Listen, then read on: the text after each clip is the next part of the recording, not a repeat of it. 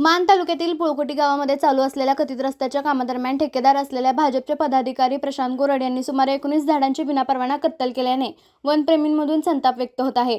दरम्यान ठेकेदार असलेल्या भाजपच्या पदाधिकारी प्रशांत गोरड यांनी पुळकोटी येथील सुनंदा पिंजारी यांच्या गट क्रमांक 664, 665 व 666 मधील चिंच, लिंब, पिंपरण व चंदनासारखी झाडे तोडल्याचे समोर आले आहे।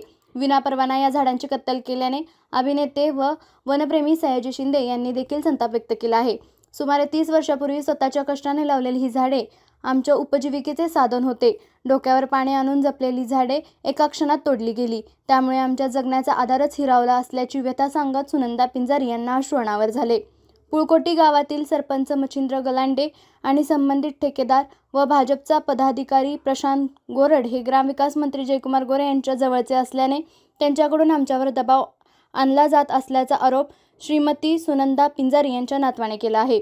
तर संबंधित सरपंच व ठेकेदार हे ग्रामविकास मंत्र्यांच्या जवळचे असून ग्रामविकास मंत्र्यांनी स्वतः लक्ष घालत त्यांना समज देऊन असे गैरप्रकार टाळावेत असे आवाहन अभिनेते सयाजी शिंदे यांनी केले आहे। पुळकोटी येथील संबंधित ठेकेदार प्रशांत गोरड यांनीही फक्त वृक्षतोड नाही तर आपण झाडे लावतो, त्यांना मुलाप्रमाणे सांभाळतो, त्यामुळे फक्त वृक्षतोड नाही तर आजीच्या मुलांची हत्या केल्यासारखा प्रकार या ठेकेदाराकडून करण्यात आल्याचा संताप सयाजी शिंदे यांनी व्यक्त केला। हा जो पुळकोटी गावातल्या सरपंच कॉन्ट्रॅक्टरने झाडं तोडली, यांचं दुर्दैव आहे बघा। मान तालुका हा दुष्काळी गाव आहे, सातारापर्यंत पाऊस येतो, पुढे पाऊस येत नाही, तिकडे झाडं वाढत नाहीत आणि अशा लोकांना अशी अवदसा आठवते आणि ते अननेसेसरी अनावधान झाडं तोडतात। हे देशाचं आहे, आपल्या महाराष्ट्राचं आणि हे मान तालुक्याचं दुर्दैव आहे की पुळकोटी नावाच्या गावातल्या लोकांनी ही झाडं तोडली। धन्यवाद। मान तालुक्यामध्ये पुळकोटी गावामध्ये एक रस्ता जो मंजूरच नाही आहे, जो 2024 आहे। आम्हाला माहिती आहे, कळलं की 2024ला मंजूर झालेला 9 महिन्यात करायचा होता, तो केलाच नाही। आणि ह्या पुळकोटी गावाचे सरपंच आणि जे कॉन्ट्रॅक्टर आहेत यांचं काय नातं आहे काही कळलं नाही, पण त्यांनी एक रस्ता तयार केला आहे की आम्हाला माहिती मिळेल त्याच्यात तो मंजूरच नाही आहे। तर त्यातल्या ह्या ज्या आजी आहेत त्यांनी 30-40 वर्ष सांभाळलेली झाडं, त्यातल्या आता दिसत आहेत 30-35 झाडं तुटली आहेत, पण 20 दाखवत आहेत। तर ती झाडं तिथं तोडलीत आणि त्यांचं असं म्हणणं होतं की मला माझी झाडं नाही मारली, माझी पोरं मारली त्यांनी, आणि ह्याच्यासाठी झाडाच्या बदल्यात कॉम्पेन्सेशन काहीतरी 1000 रुपये झाड असा कायदा आहे। मुख्यमंत्र्यांना आणि फॉरेस्ट मिनिस्टरना आपलं म्हणणं एवढंच आहे की 1000च्या बदल्यात 30,000चं 30 वर्ष सांभाळलेलं झाड यांचं गेलं तर ह्यांना काय दुःख होत असेल, तर तो कायदा बदलला पाहिजे आणि हे जे सगळे गुन्हेगार आहेत यांना कायदेशीर कारवाई केली पाहिजे। तर सह्याद्री देवराच्या वतीनं आम्ही ऑलरेडी त्यांची कोर्टामध्ये केस टाकली आणि ज्यांना ज्यांना झाडांच्या संदर्भात सह्याद्री देवराने एक नंबर क्रिएट केला आहे 9607 151592 9607151592 असा एक नंबर क्रिएट केला आहे। जिथं कुठे झाड तुटलं, जिथं कुठे बेकायदेशीर झाडाला काय झालं तर ताबडतोब ह्या नंबरवरती करा, आम्ही त्याच्यावरती कायदेशीर कारवाई करू। पण ह्या झाडांचा न्याय मिळणं म्हणजे 1000 रुपये भरणं का? फॉरेस्ट डिपार्टमेंटनं पंचनामा केला, त्यांच्याकडून 20,000 रुपये घेतले आणि कॉन्ट्रॅक्टर म्हणतो अनावधानानं माझ्याकडून ही झाडं तुटली।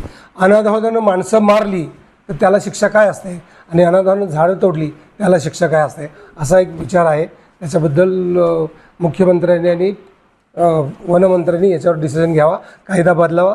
1000 दंड ही काही खरा कायदा नाही, तो कधी सालचा होता कायदा, तो लवकरात लवकर बदलावा अशी इच्छा आहे। धन्यवाद। आणि विशेष म्हणजे याच्यामध्ये जयकुमार गोरे हे ग्रामविकास मंत्री आहेत।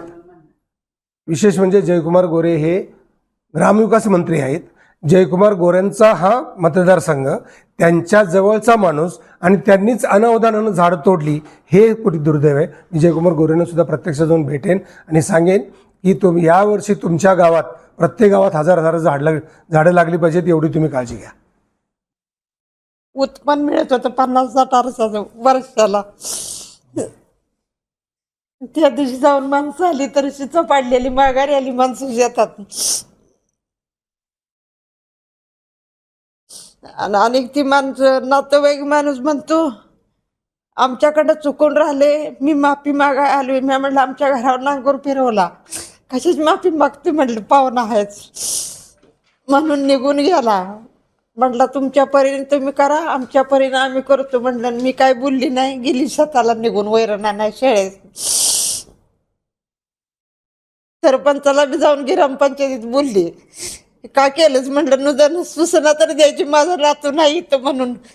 तर म्हटलं मला ठाऊ नाही, मी शेताला गेलो नाही, तर माझ्या घरी या, तुझ्या घरी ये, मला पाय नाही तर म्हणलं तू ये माझ्या घरी, तू झाडं तोडायला गेला होता म्हणून. मी त्यांना लिगली नोटीस पाठवलं होतं वन विभागाला. त्याच्यानंतर ते कंत्राटदार आले माझ्याजवळ, बोलतात की जे काय असेल ते आपण बोलून बसून मिटूया, कशाला विषय वाढवतोय तू, आणि झाली माझ्याकडून चूक बोलतो, झाली चूक बोलली, आता ह्याच्यासाठी काय मी फास घेऊ का, हे अशी वाक्य वापरतात. आणि माझ्या घरच्यांना किंवा माझ्या रिलेटिव्हला आणि जो कोणी मला मदत करेल त्याला धमकवण्याचा प्रयत्न वगैरे हे असं चालू आहे ह्यांचं. किंवा जर त्यांना असं वाटत असेल की ह्यांच्या धमक्याने आम्ही शांत बसणार आहे, तर तसं नाही आहे. ही लढाई आमची कुठल्या पैशासाठी नाही आहे, ही आमची लढाई फक्त त्या झाडांसाठी आहे. कारण माझं स्वतःचं बालपण गेलेलं आहे, माझं वय 36 आहे, माझं पूर्ण बालपण तिथं गेलेलं आहे. कारण उन्हाळ्याच्या सुट्टीमध्ये आमचं जाणं, तिथं बसणं, त्या झाडांच्या खाली मजा करणं, ते सूरपारंब्या खेळणे वगैरे, ह्या सर्व आठवणी आहेत आमच्या त्या झाडांच्या खाली. त्या झाडांचं दुःख एवढं झाले ना की ते पैशामध्ये आम्ही तोलू शकत नाही. फक्त लढा आमचा ह्याच्यासाठीच आहे की जे आमची झाडं तोडलेली आहेत त्याचा व्यवस्थित न्याय व्हावा, आम्हाला न्याय भेटावा. आम्ही गरीब आहे म्हणून आमच्यावरती कोणी अन्याय करू नये, हेच आमची मागणी आहे बस. आपल्या तालुक्यातील जिल्ह्यातील बातम्या सर्वप्रथम पाहण्यासाठी आजच सातारा न्यूजला YouTube चॅनलवर सबस्क्राईब करा, लाईक करा, शेअर करा आणि बेल आयकॉन प्रेस करायला विसरू नका.